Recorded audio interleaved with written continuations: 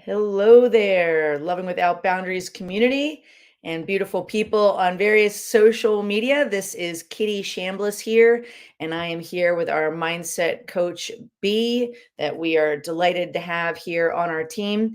And just want to get us all started out just saying hello, happy Monday to you. We are excited to be offering these educational lives that are streamed across different social media so that we are here to support you and honor you on your journey of living your most authentic life, even if you may be either coloring outside the lines of heteronormative monogamy or curious about that.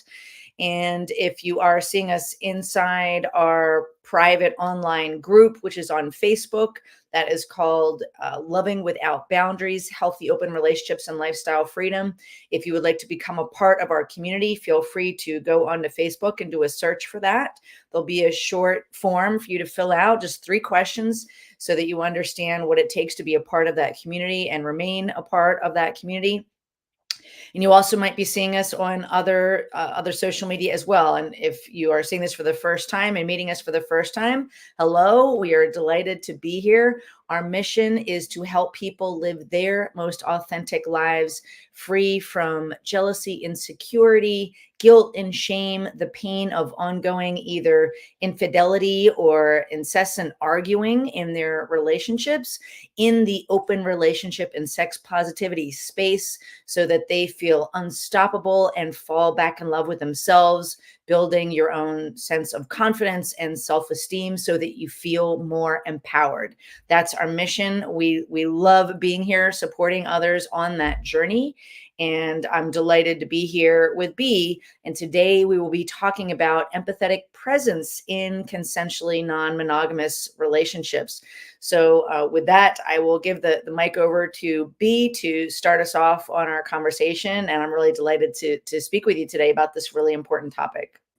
Yeah, hello everyone. I'm delighted to have this conversation. It is so incredibly crucial to touch on the topic of empathy, and I want to piggyback on a couple of words that you used, Kiri, feeling empowered and falling in love with ourselves and also with our partners, because empathy can be a crucial element in any relationships, not to mention when it comes to the complex emotional and logistical landscapes that we can navigate in consensual non-monogamy. And what empathy can help with is contribute to relationship harmony, satisfaction, trust, and effective communication and improved individual well-being. So it's important for both the individuals in the relationship and for the health and the dynamic of the relationship as well.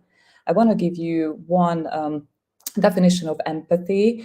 It is the ability to identify with and understand the perspectives, experiences, and motivations of another person, and the ability to comprehend and share someone else's emotional state. I want to introduce you to the 5 aspects of empathy to have a more nuanced definition here as well. We can talk about empathetic resonance, which means if our partners speak about anxiety or jealousy or insecurity, then I have that internal reference point in myself that I know how that feels. I know what that feeling is. I may not feel the same way because I'm not my partner, but I have this internal reference point. The other is perspective taking. So I can notice that my partners or my metas have different perspective from mine, and those perspectives can be valid even though they are different. The other aspect of empathy is empathetic understanding, which means a type of empathetic imagination. So I imagine myself in the situation of this other person, what it would mean for me, how my mind would work, how my body would function, what type of emotions would I feel if I were to be in a similar situation as this other person. And there's this empathetic joy that we can also call compersion, is this happiness and joy for the successes of another person. And the 5th aspect of empathy is empathetic concern, which is also called compassion, or one definition of compassion. It means that I not only see the suffering in the other person or in myself, but I also take action to alleviate that suffering in an empowered way. I usually call this, like, I have this mama bear energy, like I'm gonna jump in and help, coming from the very best and most empowered version of myself, to alleviate my own suffering and the suffering of someone else. Oh, thank you, Kiri. You put it in the chat, right? I was like, thank you so much for that. I also want to touch on some common barriers to experiencing empathy. So when we come from our places of fears, jealousy, insecurities, or unresolved traumas, those intense emotions can overshadow our ability to move into an empathetic space. This is what I usually call this get safe space, where the primary aim of our whole nervous system and mind is to protect ourselves. And when we protect, we can't connect. So we can't have the same two things at the same time. So sadly, that can stand in a way. Cultural or societal conditioning can also contribute, that we have difficulty stepping into empathy because we might have grown up in an environment and unconsciously internalized it, that empathy is not something that we practice. It might not have been modeled for us in healthy ways, but we've experienced communicating through judgments and blame, and we don't understand like what empathy has to do with fulfilling relationships.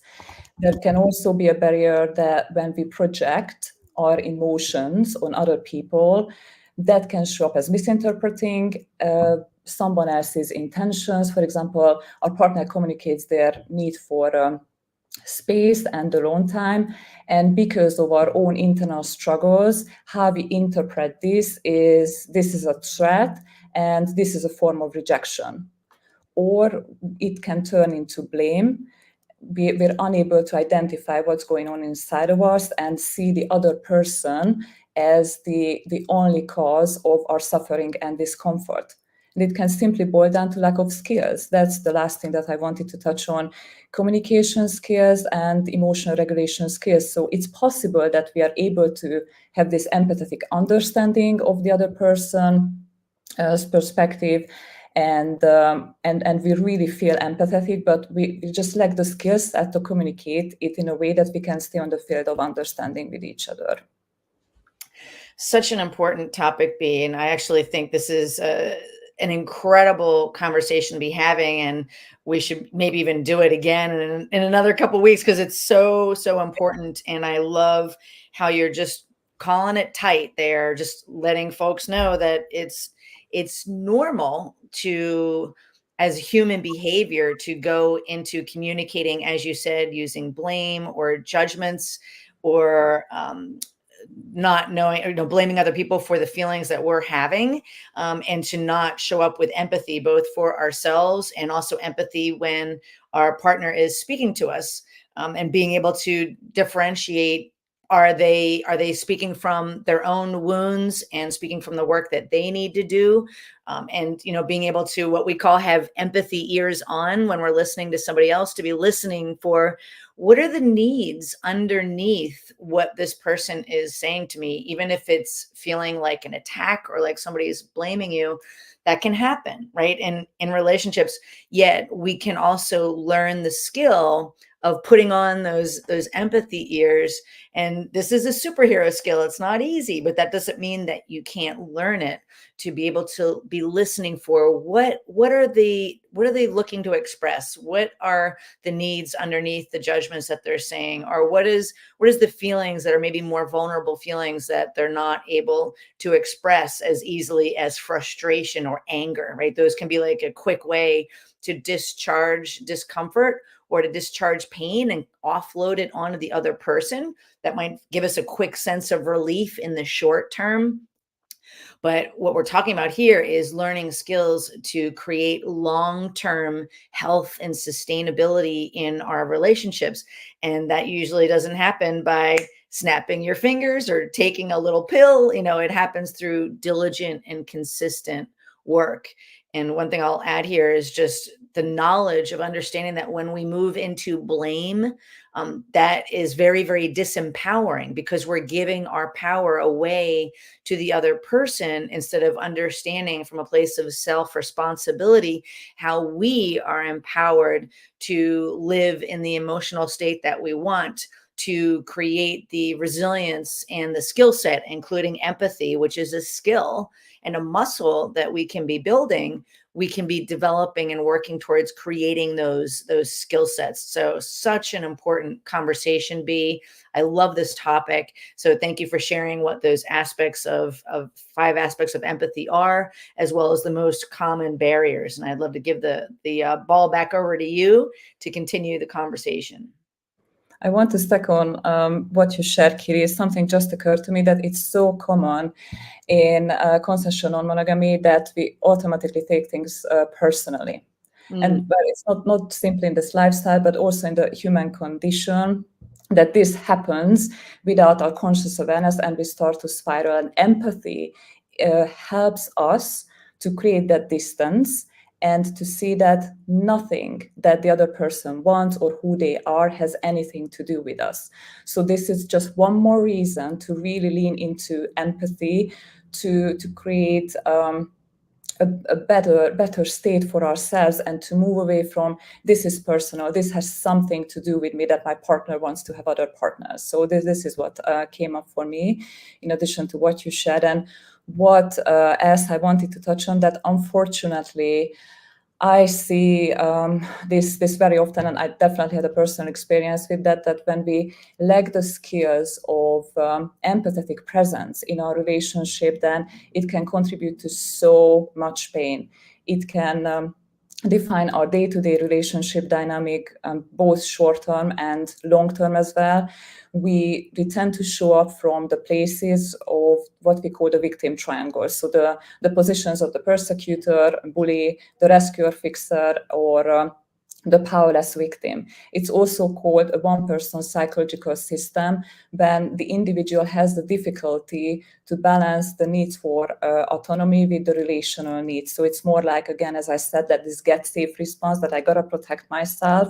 And without empathy, I might not be able to consider how my actions might impact the people around me, and I might not be able to show up with healthy boundaries and great agreement. So this is the place when there are no solutions, or we feel that there are no solutions. We experience overwhelm. We're not able to make repairs. This is a place of control, misunderstanding, and also keep bringing up the past, because we keep getting stuck there, and we're unable to stay in the present and see what's going on in front of us, to see all sides of the situation that are possible. So it definitely affects our day-to-day life, and it's not just the dynamic, the overall dynamic of the relationship, the fights, the conflicts, but also how we show up from communication. If we feel that we gotta defend ourselves, or we are behind enemy lines with each other, then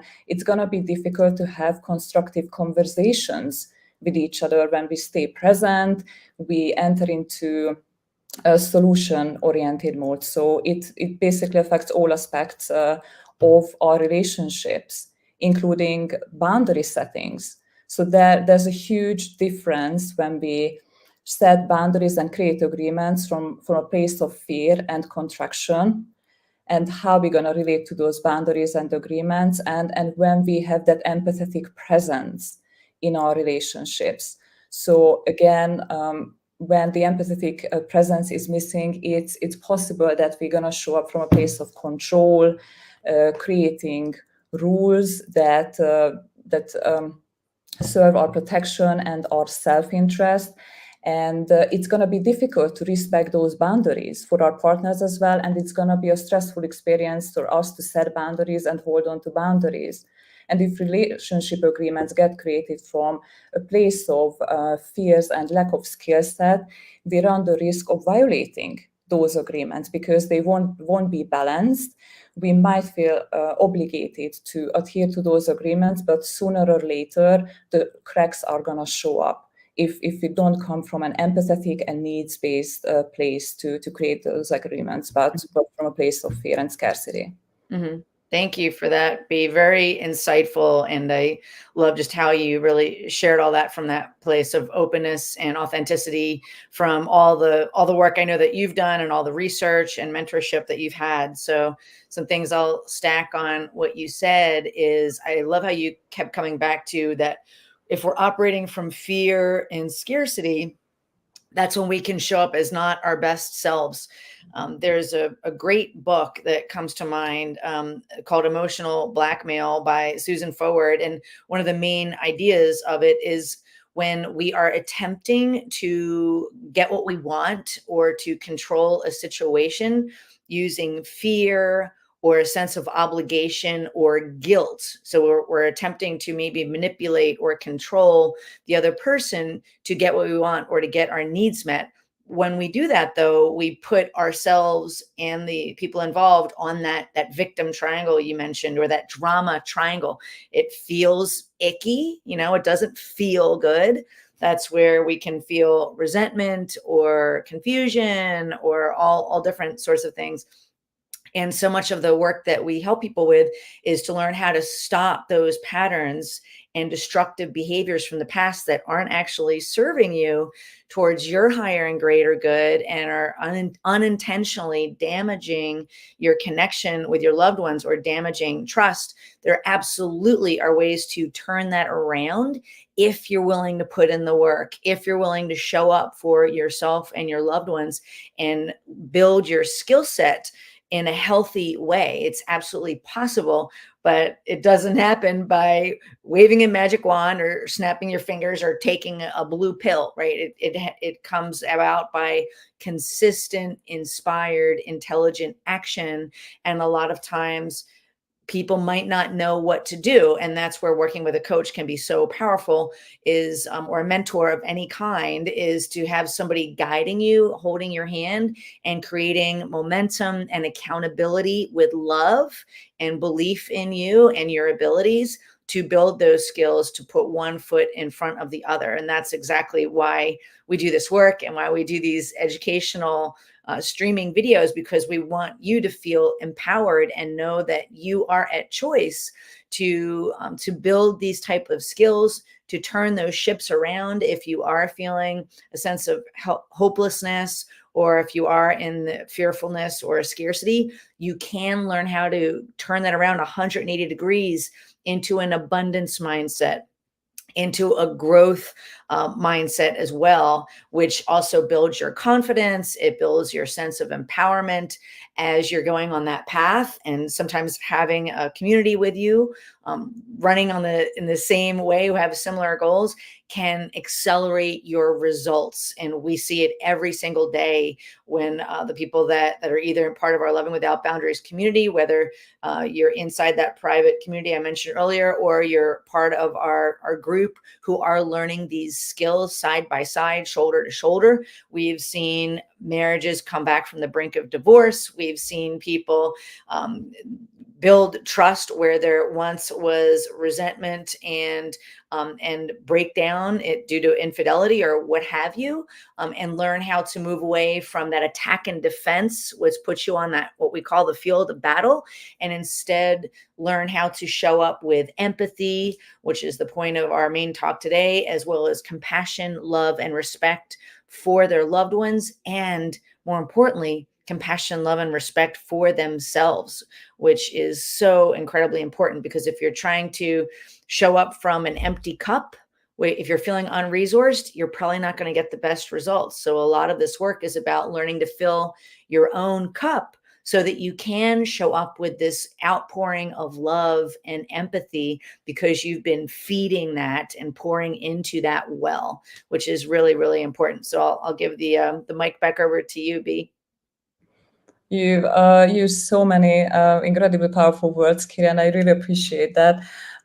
When you mentioned about this cup and abundance and scarcity, I basically imagine this cup that we keep filling up and it overflows. And empathy is one of those resources that once we step into it, keep practicing and building that muscle, that's a resource that keeps giving. Mm-hmm. It's always something that we want to aim for, because it's a source of so much joy and fulfillment and connection. I want to share a brief example with all of you when it comes to boundary setting. How I experienced boundary setting in the past. To me, it was an incredible source of distress. The setting of boundaries, the negotiating boundaries, and also if someone pushed against my boundaries, I felt anger, frustration. I wanted to lash out at this person, like, how dare you? Because I was coming from a place of scarcity. And what happened, that empathy shifted the whole thing around 180 degrees, Kiri, as you said. And the anger, frustration, and the pain and the anxiety moved into peace and calm and love and care. And instead of me feeling that I'm going to have to protect myself and push back or fight back against this person, and how dare you, it turned to be a place of thank you for you setting a boundary, because I was scared, incredibly scared of other people's boundaries as well, like how it might limit me. It means that they don't want me. It's a form of rejection. It's a form of abandonment. And now it turned into a thank you. I appreciate that, and I mean it, and I feel it, because that gives me information. That's a point of connection. And it also transitioned how I feel about my own boundaries. Instead of place of protection, to me, my boundaries are a form of self-expression, a point of connection, and a form of self-care. So that's a huge difference. It's totally 180 degrees. And what helped me is looking for the needs in the other person as well, and in myself. Mm-hmm. And having an empathetic understanding and that empathetic resonance, basically all 5 aspects of empathy. Mm-hmm. That's Wow. what's around. Thank you so much for sharing that that really vulnerable example and beautiful example of how empathy just completely can change something completely around. And I can also share vulnerably, I've seen situations in my own life where maybe in that moment I didn't maybe express the empathy that I was feeling in a way that the other person could really land for them. And that can break, break rapport. It can break connection. It can create distrust if we're not showing up with that empathy in our heart and using language, when you noticing our body language and really being kind and gentle when we are speaking to the other person with that true empathetic connection or desire for empathic connection. So I can also share that as well. And so what I want to leave everyone here with is definitely a sense of hope, to know that these are absolutely skills that you can learn. You can learn to build a more of an abundance mindset, a growth mindset, showing up as the best version of you, feeling more empowered. And you can do that whether your partner is doing that work or not, because a lot of that work is from the inside out, from a place of self-reflection. And we love seeing that in the beautiful folks that we get to work with, watching them build that emotional resilience and learning how to, as B said so beautifully earlier, learn how to see things from the other person's perspective. That doesn't mean that you need to agree with every single thing that the other person is saying, because Dr. Joe Dispenza, one of the mentors I love, he says that we remember with about 50% accuracy things that have happened in the past if we're attempting to heal or repair something that happened. And the other 50% we make up, right? But that doesn't mean just the other person does it. So do we. So part of showing up with empathy is seeing it from their perspective, assuming goodwill from them, assuming that you are striving towards being in a healthy relationship and you're not in an abusive relationship, and showing up that way for your loved ones. So anything you want to add there before we start to give them a way to reach out for help if they need it?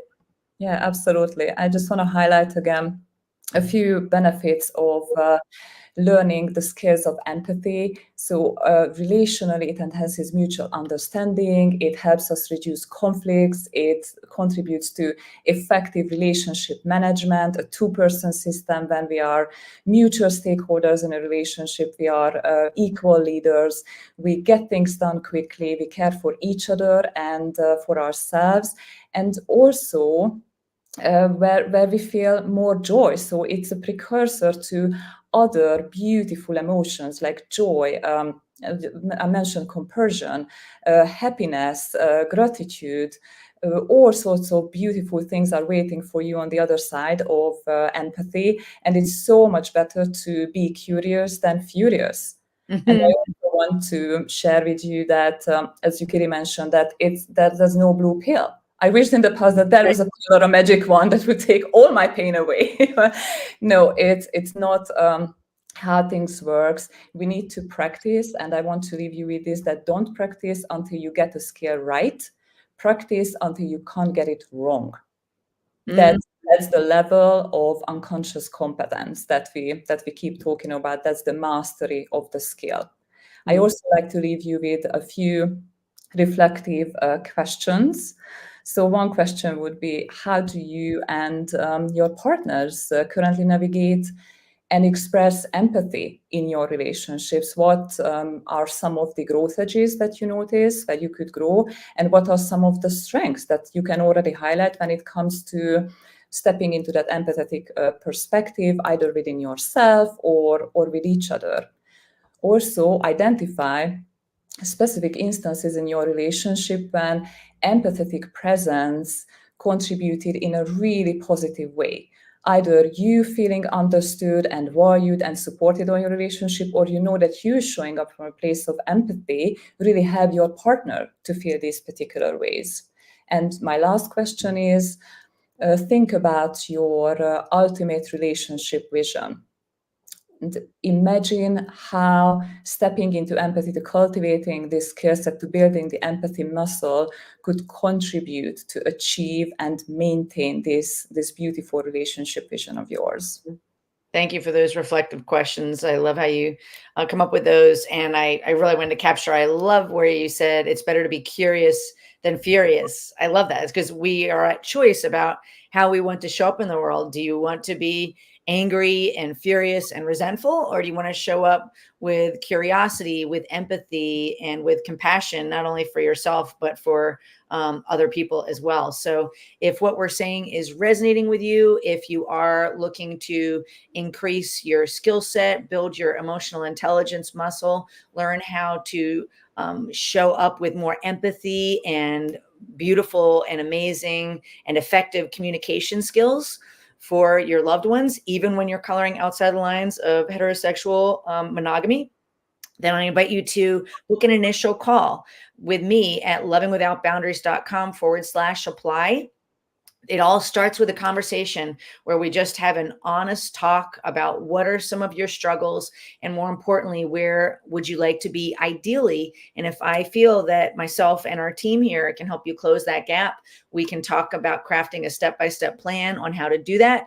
And also, if we're not a great fit or the timing doesn't feel quite right, please know that I will do my level best to let you know that and to steer you in the best direction for you at that moment. Okay. So we care about you. We love you. If you're not a part of our community online, feel free to seek us out on Facebook at Loving Without Boundaries, Healthy Open Relationships and Lifestyle Freedom. And also you can get on our mailing list if you go to the website, lovingwithoutboundaries.com. We have our podcast there and lots of other resources like my book, Jealousy Survival Guide, How to Feel Safe, Happy, and Secure in an Open Relationship. All kinds of amazing resources to support you because we truly do care about your well-being.